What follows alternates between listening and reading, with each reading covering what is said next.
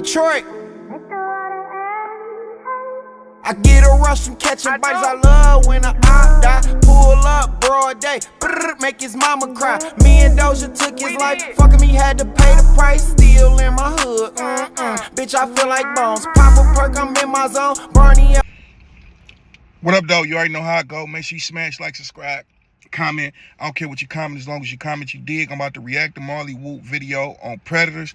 I had to put this up the first minute before I get into it because, man, I just didn't feel like editing all them words, man. You know, the brother didn't use the best language all the time.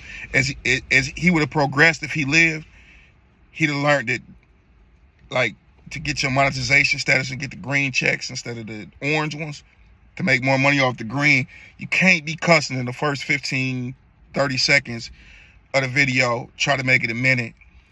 You can't just be cursing it in the end storms. And there's so many N words, F words, too many of them, man, to just be edited out, man. Like bro, I don't have an hour and a half to edit a video. You dig what I'm talking? No, I at least took like 25, 30 minutes or whatnot. Maybe I'll start doing it. I don't know. I don't want to offend nobody. I know a lot of people don't like listening to a lot of cursing. But let's get into that. Like, basically, his whole scheme was, these was niggas who was aggressively taking booty. This nigga Pussycat would get you to work out with him and get you all sore, so you really, you know what I'm saying, you can't really do nothing no more, and he'd take the booty. Niggas taking booty on yard. An aggressive predator. Second, it's another nigga named New York. Nah, New York go by another name I can't think of, but dog was a weird fag, and I don't say that disrespectfully, I just say that because that's what we call them niggas. But nigga was a weirdo. Like, he liked the white boys, but they said like he a big ass dude like 260, 6'3". I know they said a nigga going around knocking white boys out, and then he'll like get them aroused and he'll play the girl. You know what I'm saying? He wanted to be the girl, but he was aggressively taking whatever the fuck he was into. You know what I'm saying? And honestly, they got like these weird niggas where like they do like weird shit, like nigga go hoop without no drawers on. Like you got all shorts, you trying to guard, like stick D to niggas, you know what I'm saying? But he really trying to stick D to niggas, you feel me? So you got to be aware of that weird shit, you feel me? Let's break this down. What he's saying is absolutely correct, and the reason I wanted to do this particular video is that it was all facts, and there's questions people ask me, like, is this really real? Or they do their research and they be like, damn, bro, you're not lying. Like, just, you know, the beginning of this video, I'll show you some of the messages, so on and so forth, about this. Because people don't believe that this really go on. So he said three things. He said, Pussycat, we told you about Pussycat. Pussycat still incarcerated, got natural life. That's the guy out of Saginaw. New York is huge. He also, I believe, go by Big Mama. I believe the other name is that he go by. He used to dress up in drag, and they had to kick him out the temple back in the day. That's a story an old timer told me. They had to kick him out of the religious service. We call it the meeting that we go to on Holy Day, which is Friday. Friday is the holy day of rest for all Muslims all around the world. You know what I'm saying? That's the day man departed out of, that's the day man was formed in flesh, and the day man departed out of flesh. So therefore, that day is the holy day for all Muslims all around the world. So, with that being said, bro was really vicious. He liked white guys too. And I don't think it's probably that he just liked white guys. That probably was like the easiest victims for him. Pussycat, New York, so on and so forth. Pussycat is the guy that, I think he had the story confused. Pussycat is the guy that would knock you out and get you going. He was in prison for that. He did that to somebody he was coaching or something like that. Like, he would knock you out and he would become the girl. Usually when the guy knock you out on that type of tip, he's the man and you become the woman. But this was just completely backwards right here. This is just one, and it's worse stories than this, man. I heard about other people, like, boy, but yeah, he absolutely telling the truth about that. You got guys that come out, play with no underwear on, and the guy like, bro, why you ain't got no underwear on, bro? Like, you sagging, your booty showing, like, bro, what you on? Oh, no, man, I was rushing out, man. I forgot. Like, bro, you got a boner hooping? Something ain't right, but let's keep going. A lot of older Muslim groups, they got that stigma of being homosexual. When he say about the Muslim groups, he talking about the Moors. That's who he talking about. But he articulated in such a way he didn't offend nobody. He just put Muslims in general, and you pick and choose which faction of it that you want. So he did a good job on that. I ain't gonna lie, like. But that's what he talking about. The Moors got the stigma. But I'm glad that he said it's not all of them. It's not even a majority of them. You know, it's more Moors in the penitentiary than anybody, like, you know, as far as groups.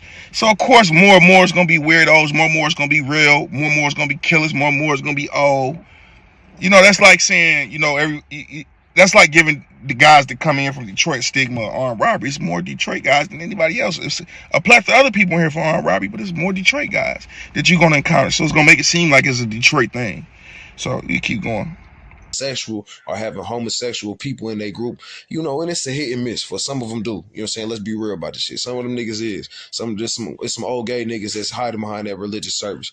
Nah, you can't really stamp the whole organization as that, but shit happen and niggas talk. So that's how I play out most of the time.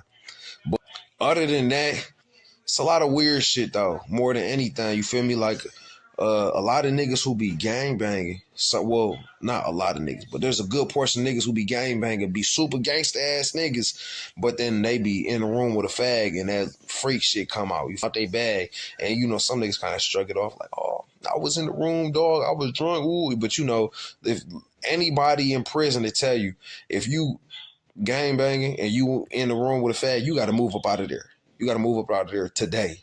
You know what I'm saying? Catch a refusal lock ticket. Don't stay the night in that bitch. You know what I'm saying? That shit, even if it's not like that, someone gonna put that shit on your name, and that's how you gonna have to deal with that shit. Nah, I don't agree with him. Keep using the F word on his podcast. I mean, I wish he was alive. RP to that guy. My condolences go to his family. If he would have just spoke a little bit better with a lot of cussing, that's why I had to put a segment in front of this video so it wouldn't be cussing in the first minutes. Because every video he got, like, you got to blank out 1,000,000 N words and curse words. But it's absolutely no truth about. I mean, it's absolutely no lies about what he's telling. It's the truth. You got super killer gangbangers. You might walk in the bathroom late night, he in the shower with a boy, but you don't say nothing because his gang not gonna be like, oh, we about to just get him because you said it. They gonna want to find proof. They gonna confront him. When they confront him, he might come and butcher you, and then everybody else gonna be like, yeah, we know it ain't true because the way he reacted, yeah, it wasn't true. You know what I'm saying? So that's how that go. The gangs will pick the weaker people. If that's in that gang and be like, oh, you in the room with a homosexual, why he in there? Get him out the room just to make him put in work, to see something, so on and so forth. You know what I'm saying? But, you know, a tough gangbanger that's like real tough and he in there with a homosexual, whether he's feminine or masculine, they won't say nothing. Or if it's a homosexual, like, I'm not going to say his name. I don't want him to get mad. But if it's like that one homosexual that we discussed and he in the room and guys like, oh, you got to get out of there with that F word, they not going to do that with him. They're going to take that back real quick because dog really going to come out and do something to you. You know what I'm saying? That F word don't fly with him. Today, you know what I'm saying? Catch a refusal lock ticket. Don't stay the night in that bitch. A refusal to lock ticket is you don't go back in the room. I'm not going back in there. So they got to take you to the hole for disobeying the direct order. That's how you get up out of it. Or you can make him leave, but you might have to threaten him and he might tell on you. Or you might have to put your hands on him, and then you'd be like the situation that one guy that put his hands on a dude and end up dying. I don't even think he meant to kill him, but he came down with 20, 30 years. Now he got out in like 2040. Now he ain't getting out to 2090. Essentially, he gonna die in prison. That's just like one level. Our predators in prison.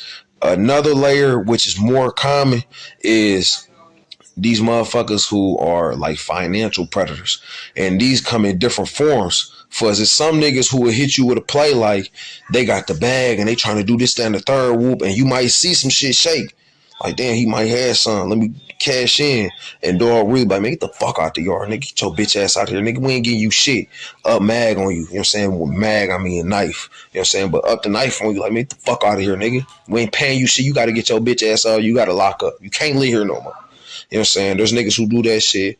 You know, them niggas, I was a part of that shit at one time. You feel me? I don't feel good. Well, it don't matter to me one way or another. I was going to lie and say I don't feel good about it, but I ain't give a fuck. Basically, all you do, go get you a knife and get you a gang of niggas that's poor, and y'all blow down on niggas with money and say, bro, listen, if you don't pay us, you got to get the fuck on. We going to stab you. So figure out what you want to do. And it's really just a matter of preying on weak motherfuckers. Whoever can't stand their own, that's who getting got. You know what I'm saying? You like, hey, look, bro, I got $250 worth of food, and I got $50 in hygiene. I'll give you the hygiene for $10, and then you give me $200 for the food. You'll send a 210, 230, whatever the case may be. As soon as you get the money, he'll send a little crash test dummy at you to punch you and send you to the hole so you never get your stuff, or stab you and you never come back to the yard. And it's gone. A guy scam you like, hey, man, I've been getting people back in court. Look at these. He'll have fake documents from his people. He'll get you out $1,000 because you don't want to pay a lawyer $2,000, $3,000, $4,000. So you'll pay him a couple $100 or $1,000 to do your legal work for you. And then all of a sudden he disappear. You never see him again. He get the money, and you just scammed out of the money, thinking that you're gonna go back to that you're gonna get back on your case. You're done. Or a guy just might be like, I ain't giving you nothing. And what you gonna do about it? Some guys don't do nothing about it, and you just got scammed out of $thousands of dollars, hundreds of dollars. But up the knife on you, like, make the fuck out of here, nigga. We ain't paying you shit. You gotta get your bitch ass out. You gotta lock up. You can't live here no more. You know what I'm saying? There's niggas who do that shit. You know, them niggas, I was a part of that shit at one time. You feel me? I don't feel, well, it don't matter to me one way or another. I was gonna lie and say I don't feel good about it, but I ain't give a fuck. That's one of the funniest parts right there. He kept it real though, because sometimes I'll be like, I'm sorry about it, but they're not really thinking about it. Like, bro, I'm not really sorry about that, bro. You a whole chobo. You like little kids. I'm taking everything from you got. Basically, all you do, go get you a knife and get you a gang of niggas that's poor, and y'all blow down on niggas with money and say, bro. Did you hear what he said? Get you a gang of people that's poor, not just poor in finances, but poor in mental capability too. So you get somebody that's poor in mental capability, capacity, right? Poor in mental capacity, poor in thinking, and his stomach hurt. You can get this boy to do anything, and he'll take the blunt of everything that's going on. All you gotta do is mastermind it. Listen, if you don't pay us, you gotta get the fuck on. We gonna stab you. So figure out what you wanna do. And it's really just a matter of preying on weak motherfuckers. Whoever can't stand their own, that's who getting got. You know what I'm saying? You could kind of beat that shit in their face as soon as they hit the bomb pound. Nigga hit this. When he say beat us in his face, he means C. For y'all that don't know, like he avoiding the C word because he's a blood. It's like Backley bit bookie, bick and back being booed by the boo blood. What's up, buzzing instead of cousin? What's up, fuzz instead of cousin? What's bracking instead of what's cracking? So on and so forth. Bomb pound. He just basically saying compound for y'all that don't know. That bitch with the open eyes on the, you know what I'm saying? That I call them bitches spooky eyes. They can walk around with the spooky eyes like they don't know what's going on. Yeah, you could tell. Promise you. You could tell when a lot of guys scared. Their eyes huge, like they don't even know how to play the role of coming in. Like I would come into a rock. I remember I talked to a guy. He's like, man, yeah, when you came over here, bro, we kind of felt some type of way. We was gonna get you off this joint just because you wasn't affiliated, but you came in here, you wasn't scared. You seemed like a real one. And I was nervous coming over there. Bunch of guys looking at me crazy. You just ran another guy up out of here. I was scared deep down inside, but couldn't let it show. And some people can't even mask it to make it seem like you know what I'm saying? I've been here before, homie. Like, you gotta make it seem like, hey, I've been here before and I'm willing to go that way with y'all boys. And I really am. And my scariness gonna really make me go that way with y'all. You feel me? So that's how I go. It's gonna be gang members plotting in the corner talking about we gonna rob that nigga, we gonna squeeze that nigga. That's gang members, a lot of gang members, especially the young ones, they have no hustle in them at all. They don't know how to extort well. They don't know how to my prison. I'm not saying it's good or glorifying this, saying do it in the streets. We talk about the prison world. They don't know how to link up and pay somebody ahead of time to get some bell peppers, onions, and fish out the kitchen. They don't know how to get the seasoning sauce in. They don't know how to beg a staff to bring a couple things of salt, pepper, garlic, onion powder, mustard, ketchup packets, mayonnaise pack. We used to get women. Just bring in a bunch of mayonnaise packages, tuna fish, so on and so forth. I have my people send you some money. You're not going to get in trouble for, they'll bring it in, they'll leave it on the table, and we'll go steal it. We're not really stealing it. She know what's going on. So when she go do it around, it's on the table. We come. So if anything get caught, we stole it from her. She'll bring in 10 packets of tuna fish, 10 cans of little $90, $1, not $1, but like 69-cent cans of tuna. The little small packs, and we sell it for $2. Throw $3 or so on and so forth to the bodybuilders. Like, they don't have no hustle. They don't know how to get pins in level 5, big pins and stuff. They don't know how to do none of this. All they know how to do is rob and extort. And it's the easiest way. So, you know, when you can't think, you always find the easiest way out.